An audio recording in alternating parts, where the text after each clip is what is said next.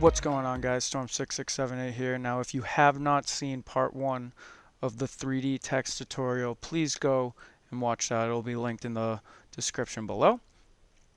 But right now, I'm going to show you guys how to add those cool textures and everything to the text and make it look nice.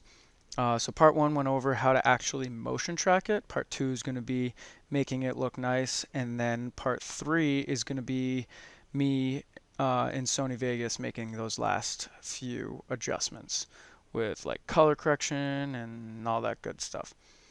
Alright, so right now we have our text. It like looks okay, like it's tracked and stuff. It's tracked pretty good. But it's so bland, right? Like you don't like this. Like it doesn't look good.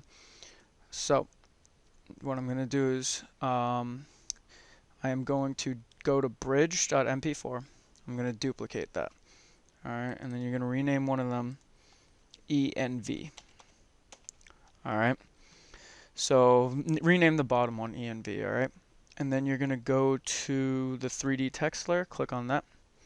You're gonna go to render settings, physical environment, override layer, ENV. Alright.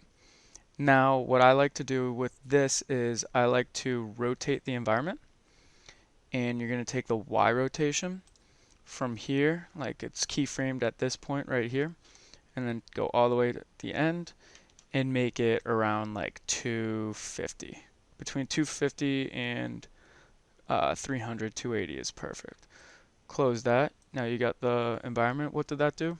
It doesn't look like much right now, but just you wait. Okay, so we got that. Alright, now we're going to go to scene setup. Alright, we're going to go to presets, physical. Gonna add some chrome on that mofo. Yeah, look at that. Looking all chromy and stuff. Alright, so you're going to extrude a little bit, increase that bevel size, you know what I'm saying? And then it looks decent. You see, like a lot of people don't like how the edges are a little bit pixelated, but I'm going to show you guys how to fix that. So you're going to have this as the result. Alright, and it looks okay. I'll admit it looks kind of buns. But what we're going to do is we're going to add a texture. Alright, so all you need to do is you need to open up Google. Give me a sec. Go to Google.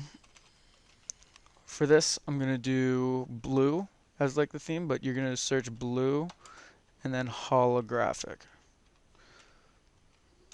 Not vinyl, holographic.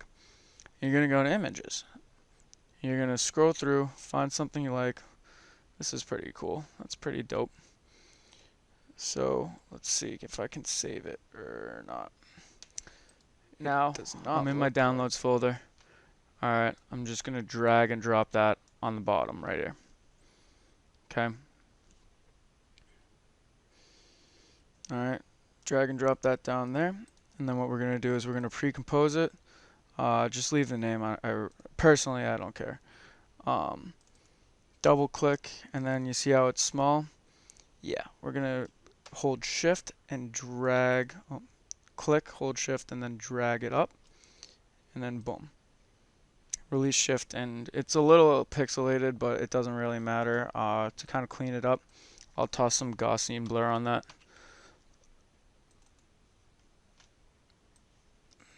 Drag and drop that. Make the blur just a little bit. And then what I really like to do is something to like kind of animate it a little bit more is I like to do, what is it? Is it distort? And then I do distort RGB, and I drag S distort RGB. So this is a Sapphire plugin. You are going to need to download it. Now it looks fine. It looks decent. But what you're going to do is you're going to keyframe the amount and at the start, and then you're going to keyframe it to either more or less. So I'm going to do more. Alright, and that's just going to animate it like that much more. Okay, so now you have this as your like texture. I know it's blurry. Um, I'm just doing this for the sake of the tutorial. If you want something that's not blurry, just go and look up some better images on Google. Alright, so now we're back here. You're like, oh, what are we going to use this pre-composition iStock image for? So you're going to click on 3D text. You're going to go to custom layers, custom texture maps, and you're going to select this, and you're going to select the iStock, the name of your photo, basically, your pre-composition. Okay, so then you're going to go to scene setup. Alright, and you got this looking all cute and stuff. And then you're going to go to Chrome. You're going to go to textures, and then you're going to go to environment, drop down, and custom layer 1 is going to be right here. And you're going to click OK. You're going to click OK, and boom. Now you got that sexy ass looking.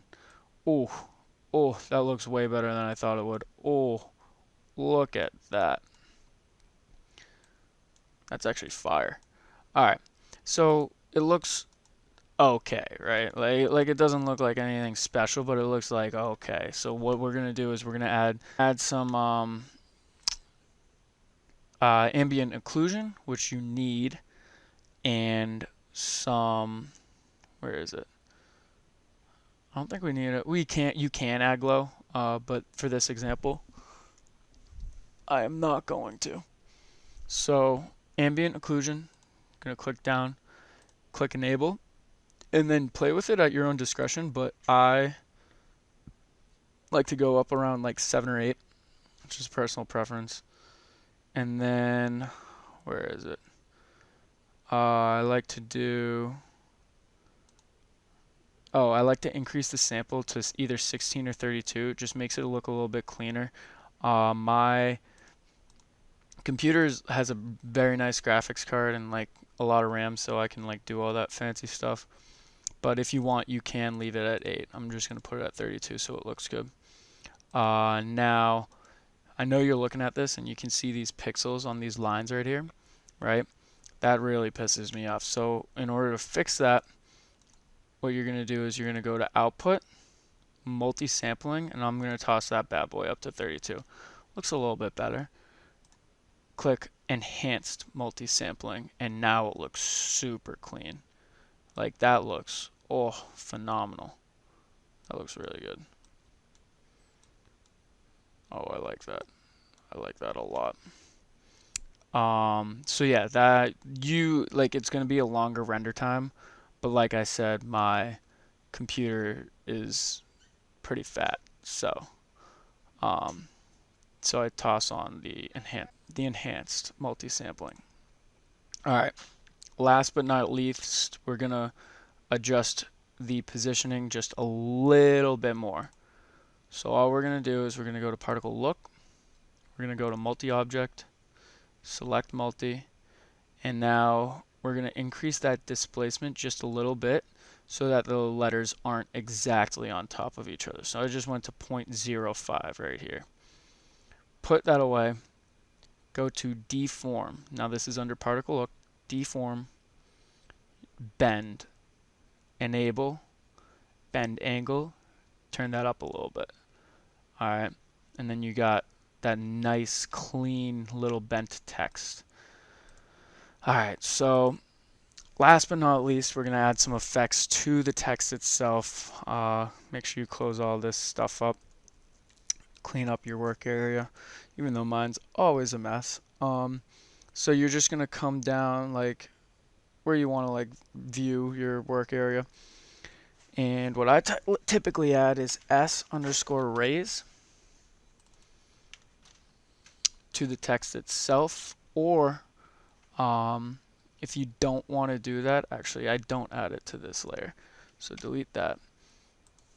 You're going to duplicate the text layer, go to this one and rename it back.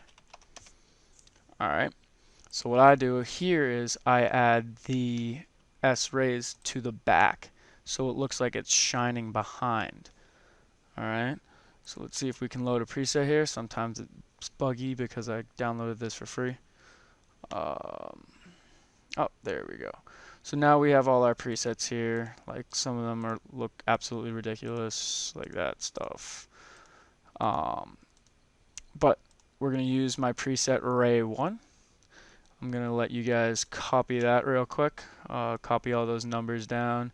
The color, I'm gonna leave the color as pink because I actually like the look of that. And so now this is where the rays are. It looks pretty good, but to animate this just a little bit better, what I like to do is I like to keyframe the threshold.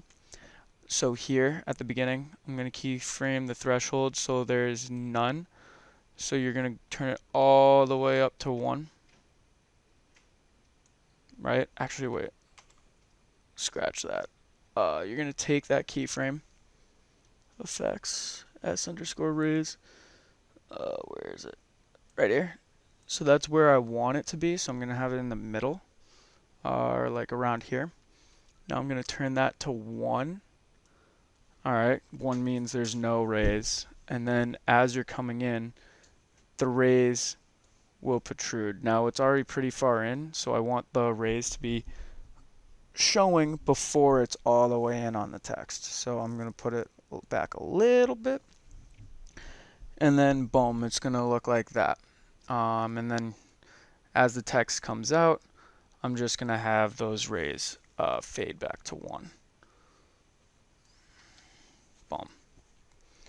Boom. So it'll look something like this.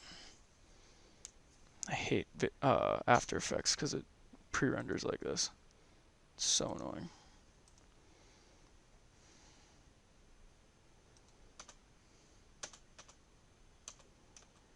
Alright, well, it's not letting me play, but I'll drag it through. And it'll look something like that. Nice. Really animates the text. And just one more little effect that I add is glow to the back layer. So s_glow. Double click that guy onto there. And then you can see it has that nice little glow effect. I load my preset. Where is it at? Where's it at? Glow 1. Okay. And then it just adds a little bit more to it. Not much, but a little bit more. And that concludes the tutorial part in After Effects. Next, I will show you guys how I do the background. Actually, I do the background in After Effects. So I'll show you that part, and then I will show you how I do the syncing and everything in Vegas. So I'll see you guys then. Make sure to like, comment, subscribe. Any support's appreciated, and stay tuned for the next one. Alright guys, so as you can tell, I kind of messed up the outro right there a little bit.